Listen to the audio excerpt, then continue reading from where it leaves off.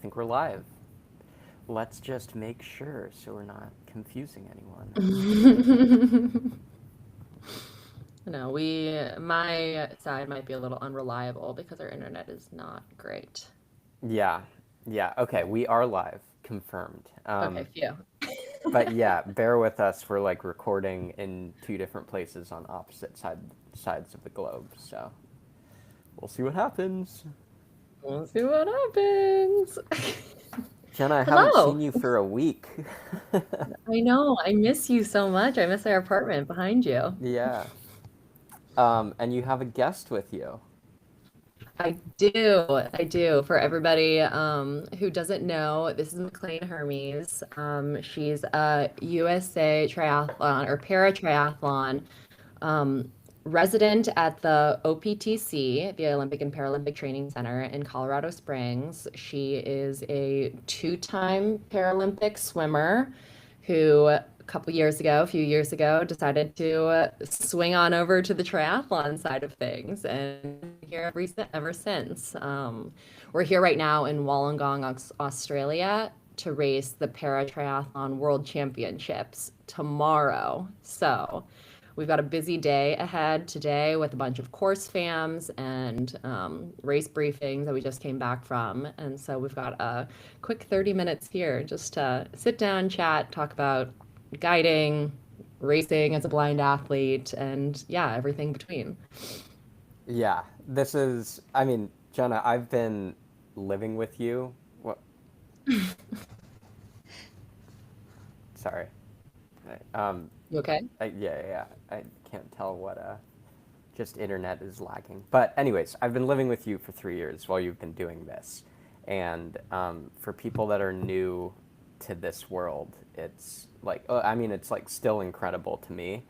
Um, but well, first of all, if anyone's watching the live session on YouTube, feel free to drop questions in the comments and we'll answer those. But like McLean, we've never met, so my first question is like, how does one get into triathlon? Like, where did this journey begin for you? Yeah, so I can give you a little background about myself. So Mm-hmm. I started competitively swimming at the age of 4 and told my parents I wanted to go to the Olympics. And they were like, dude, you're 4. You don't know what you're talking They're about. like, sure, honey. Uh-huh. When I was 8, I actually lost my vision. So my retinas detached within 10 days of each other at 8 years old. Just like randomly, I was at school and felt a pop and a rush of air and everything went black. And the first question I asked my parents was, am I still going to be able to swim? And they again were like, you're crazy. We got to figure out if you'll be able to see again. Let's wait on the swimming thing. But after a couple of years, we learned about the Paralympics and what the Paralympics are, which, if you don't know, the Paralympics are the parallel Olympic Games, but for athletes with disabilities, like myself, who compete in elite level sports, but we just do it a little differently due to our disabilities. So I learned about Paralympic swimming, got involved with that, competed at my first Paralympic Games in 2016. I was actually the youngest athlete on Team USA. I was 15 years old, and my parents had to sign over custody of me to the Olympic Committee, which was crazy. And then competed at the 2020 Paralympic Games a couple years after that. So I loved swimming. I still do love swimming. In college, I was a distance swimmer, so I swam for a Division One university and did a lot of the 1,000 and the 1650. But unfortunately, in Paralympic swimming, the longest event we have is the 400 freestyle. And so I love that event. I'm great at it. Right now, I'm ranked first in the world or first in the U.S. and like fifth or sixth in the world in the 400 freestyle. But I was struggling because Hmm. it wasn't long enough. You needed I more. needed Yeah. more. And so after graduating from college, I was like, okay, what do I do now? Like, I'm done with college swimming. I'm not done competing, but I'm not really feeling this love for swimming anymore. And so one of my teammates, who was a Paralympic swimmer and then turned Paralympic triathlete, he won a couple gold medals in the Rio and Tokyo, or London and Rio Paralympic Games in swimming, and then won a gold medal in Tokyo in triathlon. And I was like, well, if he could do it, I can do it, which was silly because he's an incredible athlete. His name is Brad Snyder. So, like, cool guy, reached out to him and said, is this something you think I should do? And he was like, you should try it. So, in 2022, started just never run a mile in my life, never been on a tandem bike before, hadn't swam open water. but said, let's do it. So I got invited out to a talent ID camp by USA Paratriathlon, and it's been uphill since then. Or I don't know, uphill, but Downhill. Uphill, downhill, down. uphill. It's been all over the place since then. Flat. But yeah, flat, Yeah. crazy, That's windy. I don't know, but yeah, triathlon is such a cool sport, especially going from swimming where you just stare at a black line all day and swim over and over again. It's super cool to do a sport with three different elements into it. Two of those I had no idea how to do when I started, and just yeah, it's awesome. Yeah, I mean, you're in the company of two other athletes who went through, I mean, Similar situation. different situations, but similar situations, coming from swim backgrounds and never having touched bikes. yeah. Well, I was about to say the same thing. It's like Jenna and I swim background, got into triathlon, but I'm just thinking about like how I learned to do the other two disciplines, and like a lot of it is for us like visual learning. Like that's like us as humans, like we watch other great athletes do it and we try to pick up on that. Like what was your first experience like on a tandem bike, being guided, running? Like how did you learn to do those two disciplines? Yeah, that is something really important to note is that I learned how to swim before I lost my vision. Right. So I knew what a proper swim stroke looked like. Mm-hmm. So learning to bike and run as a blind athlete has been very difficult, especially when I race and compete. I wear completely blacked out goggles and blacked out sunglasses, so I can't see anything at all. So it's been a learning curve, especially with running. Like everybody says, running is like a falling forward motion. And when you can't see what you're falling forward into, it's a little scary. So the bike is so fun. The bike, learning how to do that was pretty quick. I feel like I caught on to that pretty easily. And it's just holding on as tight as you can in the back and pedaling. Yeah, for everybody who doesn't know, how we ride the bike is on a tandem. And so I'm in the front as the pilot, McLean's in the back as a stoker, and we're both pushing bike power. So we've got four legs pushing 200 plus watts each. We rip. We can go really fast. But luckily, Jenna's in charge of the steering, the braking, and the shifting. And my handlebars are fixed in the back. So I can't do anything in the back other than just. Well, you're my motor. I'm the motor in the back. Right. I Jenna's the thought motor. one of the cool things, just looking through some of the images and videos of you guys, is Jenna, you're on the front. I want to hear about like how you guide someone on a tandem bike, and you've guided multiple athletes at this point, and how that varies and how it kind of becomes a team sport depending on what the athlete wants and needs. And I also saw, what stood out to me is you have two head units, like you're responsible for those too. And do you take that into account when you're guiding? Yeah, the head units are the coach's request, McLean's coach's request, making sure that I'm holding her accountable to her power, which I think is a really good tool. What's interesting and different about guiding versus doing like solo triathlon is that it is very much a team sport, super engaging, and I need to be on 100%. 100% of the time. Yeah. We're constantly communicating. I'm telling McLean about every single turn we have coming up, every bump, every potential obstacle. I guess not every obstacle, because I don't want to confuse or freak you out if we're in a dangerous situation that I can navigate on my own. But I tell her every single bump and crack in the road that could impact her and how she's feeling in the back. Tell her when we've got like banking turns that she knows when to lean and how to lean into it, and have the head unit so that I can tell her to push harder because we're about to crest a hill and we want to get over it quickly. It's really a lot of fun. And I have a lot of background in coaching, and it feels like both me being a coach and me being a good teammate to McLean, being as communicative as possible at the front of the tandem. But you did say the other day, it's so much communication, and like she literally has to tell me everything. I can't see anything that's coming up. So any bump that you would want to know, that you can see and be aware of, that's something that I need to know because I can't see it and be aware of it. So Jenna is like killing herself physically, mentally, and emotionally for the entire hour that we race together to make sure she's keeping herself alive, but also me alive, and that we're like putting together the best race we can. Yeah, yeah. It's a lot for the guide. Yeah, it's a delicate balance too, because if I'm pushing too hard, then I won't be able to communicate with McLean. I won't have like the mental capacity to do it. I won't have like the physical lung capacity to both support my power and tell her what's coming up. So it's me doing as much as I can physically while also having the mental wherewithal to give her all the information that she needs. Yeah, you can't have the clot. Sorry, go ahead. Sorry. Plus, going over bumps on the back of the tandem is horrible. If you don't know what's coming, it's so bad. I think just everything to do with a tandem just complicates it just complicates everything by a factor of 10. Just like watching you guys like put together the bike, it just seems like a pain in the butt to like unpack. If we think like, first time I tried to do a U-turn, you're like, oh, I forgot how long the bike was.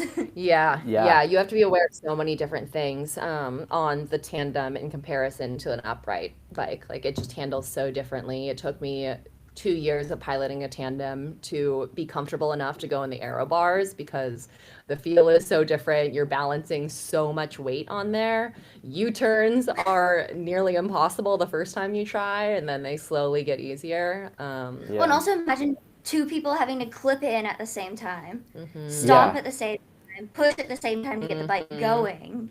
Yeah. We for our audience, we have a YouTube video of the first race that Jenna guided, and I remember that race, Jenna. You had never been on a tandem bike, so you like showed up, and the day before the race, and it was like, okay, here, you're gonna learn how to do this, and we captured all of that. So if you're curious about like how one learns to do all of those little skills, you weren't clipping in at the time, or you weren't getting in the aero bars, but it's still like even just the basics of just mounting a tandem bike for someone as experienced as you is just like, it's so challenging. And I wasn't doing it. I was just like filming it and watching it. It's different, but it came pretty naturally to me. Like I don't want to deter anybody from piloting the bike. I think triathlon because it's so hard. Like no, it's not that. It's like riding a bike. It's just like riding a bike. Exactly. It comes very quickly, especially for somebody who has so much time on the bike themselves and has like bike skills on their own. And I will say, you always talk about how guiding and riding a tandem bike has improved your bike handling skills on a regular bike. It's just made you that much more comfortable. So there is benefit to, outside of guiding as well. Mm-hmm. Yeah, really. I want to ask you, Jenna, you were telling me a little bit about the lead up to the race and how it gets kind of complicated because you're both incredible athletes that are trying to reach your peak potential on race day, but you have to do everything together. And, as every athlete knows, one's lead up to a race might be a little different than another's. And you were talking about how like doing a little harder efforts was challenging the other day because you're like, oh, I haven't done like my usual lead up to this race. So how's that been going this week? Yeah, it's been, I'm not really sure how to answer that. It's been good. We do every session together, which has been so fun. For swim, bike, and run, we are literally tethered together, attached. And so for the swim and the bike, we can put out separate efforts, like different efforts, and we'll always be together. I can be pushing really hard on the bike at my race power, and McLean can be in the back pushing her race power. And so there's no compromise there. Didn't you find yourself giving like wrong instructions at one point though? I did, and I think that was because too I was hard. pushing myself. Yeah, there were times when there was like a big bump ahead of us, and I would say turn instead of bump. Oh my God, like I'm gassing myself right now. I'm confusing myself. But for the most part, things have been really good. And for the swim, it's a similar situation where I'm like, all right, we've got a 400 coming up. We're going to do this at like a sub race pace effort. And we can both go at like a sub race pace effort for us because we are tethered together. So I'll be swimming a little bit ahead of McLean, but we still have this like bungee tether between us that is pulling McLean along just a little bit. And she's going her race pace and I'm going my race pace. What I realized before this call is that the part of the race that is like the least physically difficult, like challenging for me, is the run, which is so backwards than how it usually is. from like typical racing. And it's because like my race pace is faster than McLean's, which it has to be because I need to again have the mental wherewithal to tell her everything that's going on, where the U-turns are, where the big steps are, things like that. But again, mentally, I need to be so locked in to all of the different things on the road that could get in her way, where our competition is, who's coming, who we're reeling in, her pace, how she's doing, how she's feeling, how she's looking, so that I can give her guidance on where to push, where to ease back. The ladies that we're trying to catch. It's also the end of the race too, so you're exhausted by that point. Right. So even though like it is running slower than your usual pace, you have just died on the sweat and the bike. And now we're running, which is our least favorite part overall. Yeah, that's so true. I have gone at that point like 50 minutes, 45 minutes up the hardest effort I can put out. and McLean, Jenna's talking a lot about how important it is to like have the wherewithal on the run after you've just fully exerted yourself on the bike. She can help on the bike and push as much power as she's capable of. Like all of this leads me to ask, like, how difficult is it for you to find the right guide, and what has that been like for you over the years since you started the sport? And like, how important is it to have the right guide based on your experience and the other athletes that you know? Yeah, I've been pretty lucky where I've had very consistent guiding over the last several years. I had the same exact guide for 2.5 years at every single race. And that was really great, especially coming into the sport, not knowing much about triathlon, not knowing how to mount or dismount or put my shoes on, right feet, things like that. Like having a guide, I had a guide who had a ton of experience in triathlon as well as in guiding. Like she told me she'd been racing longer than I'd been alive. And I'm 24, so I'm not that old, but like I've been very lucky with the guides that I've had. The biggest thing for me that I look for in a guide is a strong swimmer, because that's my strongest area of the race, coming from a swim background. So having a guide who can keep up or be slightly faster in the swim is the most important, because that's where I cannot compromise. I can't have a guide that's slower than me in the swim, because then that's slowing down my best portion of the race. So finding a guide who's a super strong swimmer, a guide who can fit on my tandem, which is another feat in of itself that I didn't realize was going to be such a struggle. Which is between 5'7" and 5'9". Yes, just putting that out there. 5'7", 5'9", female, U.S. citizen. Yeah. If anybody is fitting some of these criteria, reach out. But my tandem bikes are very expensive. Didn't really realize that coming into the sport, how expensive triathlon was. But my tandem bike is a custom build, and it costs $25,000 to build it.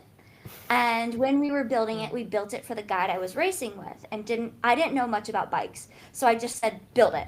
And so we built it, and the guide I was racing with was 5'9".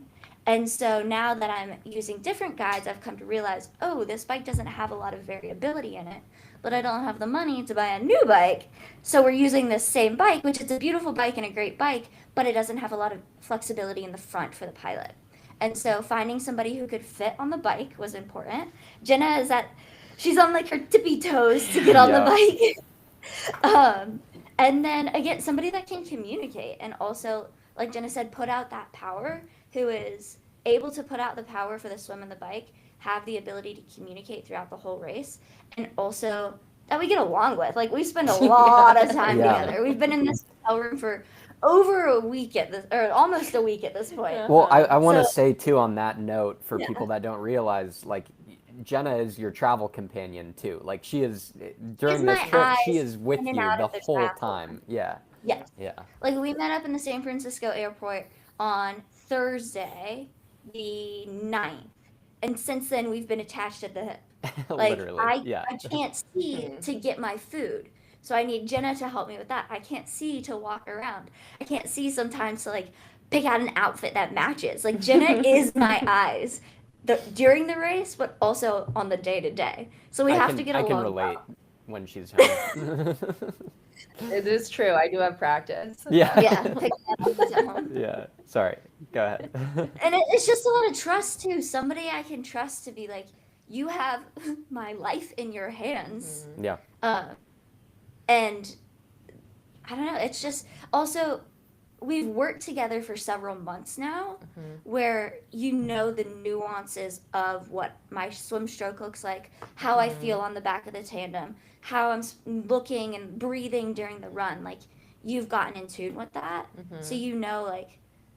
Okay, I can feel you pushing on the bike, but I know you can give some more, like give me some more power. Yeah. Or on the run, like, hey McLean, put your head down a little on the run. Or do something more on the swim. Like you're really good at communicating with me, especially like during the swim, bike, and run about technique, but also like, yo, give me a little more juice. Yeah.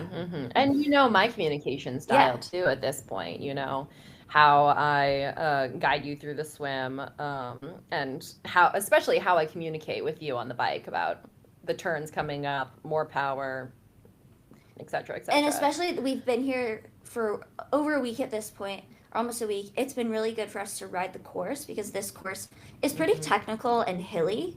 And so Jenna has to be on top of the shifting and the gears and all of that. And so for us to know when she's shifting, I need to have a light pedal. We're coming up on a hill, so we need to like give it a little more juice. We're coasting. So to be able to ride the course together on the tandem and get used to the nuances of the course together has been really important. Right. Right. I want to. I want to. You guys are both racing tomorrow, and I'm sure you have a lot to do. But I wanted to ask first about just like how you're feeling about the race tomorrow. If you know like who your competition is, what are your goals? How are you thinking about all of that? We race against other visually impaired athletes. So there are a total of 11 of us in our field, but my category is a little different where some of the athletes race in blacked out goggles and sunglasses and others don't. So we're all visually impaired. We all race with a guide, but some of us have a little worse vision than others. And so I'm in the category where we race in blacked out goggles and sunglasses. So there will be 3 of us that start together. So the 3 B1s, which is our classification. So we're classified into these categories based on our disability. So the 3 of us will start the swim. And then 3 minutes and 21 seconds later, the 8 other girls in our category will start. And so we're being chased the entire race. Yeah. Like from the get-go, we are being chased. So the plan is we are both strong swimmers. We both are very comfortable in rough conditions. The water is pretty rough today. Yep. So it's supposed to storm tonight, so not sure how the water will look tomorrow. But our goal is to get as big of a lead out of the water as possible, hold on to it on the bike, and run as fast as we can. Strong swimmers, ridden a lot on the bike course. The run is always what I'm the most nervous about, especially because it is not my favorite leg of the race. But I've been working a lot the last year on my run and gotten significantly faster. My run time from last year to this year is probably like a 2-minute difference in my 5K. Wow. So I've gotten a lot stronger. So I want to execute the whole race well, but especially the run. Like I feel like I live in Colorado Springs, so I live at altitude, and so I did a 5K time trial a couple weeks ago. So I know what I can do at altitude, and I want to see what we can now do at sea level. See You what the came result will be. pretty close to breaking 20, right, in your 5K? 21 minutes, yeah. Okay. I think we can get down to 20. I think so you- too. Yeah, yeah. With the hype around the World Championships being at sea level, got Jenna There's a screaming in bunch your of ear. people Yeah. crowd. Yeah. Yeah. It's not Yeah. that technical. It's relatively flat, but not entirely flat, which is good because then you can get some speed on Some the down. downhill. Yeah. Yeah. Yeah. And Yeah. having Jenna to run with. Yeah. Yeah. Me A yelling in hype your girl ear. beside me. Yeah. Oh my God. Yeah, just I envy that part of what you do is just the team aspect and having someone that can just like help you Right. control Yeah, your going from nerves or just swimming, like like we all get know. you excited. Yeah. Yeah, swimming is such an individual sport. And this is what I tell people. I went from such an individual sport to literally being tied to somebody for an entire race. Like, it's so fun. It's so hard, but it's so fun to be doing it together with somebody else. Do you ever does she ever talk too much? Do you ever just want her to shut up? No, I'm sure I talk too much sometimes. But then I think she knows when I'm getting tired because then I get quiet. I go from like chatty at the beginning of the ride to by the Yeah. end, I'm just, Jenna's like, are you back there? Yeah, Yeah. we did Still some there? Yeah. minute, 4 minute, 2 minute, 3 minute, 2 minute, 1 minute efforts on the bike. And after like either the 6 minute or the 4 minute call back, it's like, how was that? Was that good? And then it was just a big pause. Yeah. And then I hear, yeah. Yeah. Yeah. Because I know that she's just exhausted back there. And my head's spinning like, oh my God, she's mad at me. I did something wrong. I didn't call something out correctly. And Yeah, right. I'm tired back there. That was like on the run the other day. We did like an out and back, and it was like Yeah. LT1 out, LT2 back. And on the way out, I was talking, and then we turned around, and I was like, Yeah, dead quiet. Okay, I want to let you go, but first, if anyone watching and listening is interested in turning triathlon from an individual sport to a team sport in the way of guiding, what advice do you have for them? Jenna, how did you find out about guiding and how did you get involved? But first, like McLean, what advice do you have for those folks that are interested? we always need guides, no matter your speed. Always looking for people to run with, to swim with, to bike with. I don't have a guide. Like Jenna lives in California and I live in Colorado, so we don't get to train together a lot. So that means I do a lot of my training on a bike trainer and on the treadmill, which is hard to then translate outside. So even if you say, like, I can't swim or run at that pace, but I can do the bike power, or I can get on the bike with you, or I can't swim and bike that pace, but I could run with you. Like, no matter what your pace is, if you want to guide, if you're willing to learn, if you're willing to go out and have fun and like spend some time with somebody else, it's always a great thing to do. We're always looking for people no matter what your speed or your ability. So just if you're interested, try it. Find somebody. There are several organizations that you can reach out to. Achilles is one for running, but you probably know the ones for guiding. Yeah, I work primarily with Dare to Try with the number 2. They're based in Chicago. They're a great organization that supports adaptive sports with grants and camps, and the entire team is just awesome. So they're based in the U.S. I don't know much about guiding outside of the U.S., but we can provide some resources down in the description. Yeah, just reach out to Jenna if you're interested, or McLean. Yeah, or Yeah. truly just roll Like, into the DM. I'll give you all the information. Everybody in this community is just so willing to bring people on board and help each other out and everything. So yeah, if you're interested, don't be afraid to reach out. We can't race without you, so if Yeah. you want to, we need you. Yeah. All right. Well, enjoy the rest of your day. Have a very restful lead up to the race. Fortunately for us in the U.S., the timing works out so that we'll be able to follow along when you're going off. But yeah, go crush it. I'm excited. Thank you. Thank you. Yeah, so great to chat with you about everything, and so great to have you here. Thanks. Yeah. All right, everyone. Thanks for watching.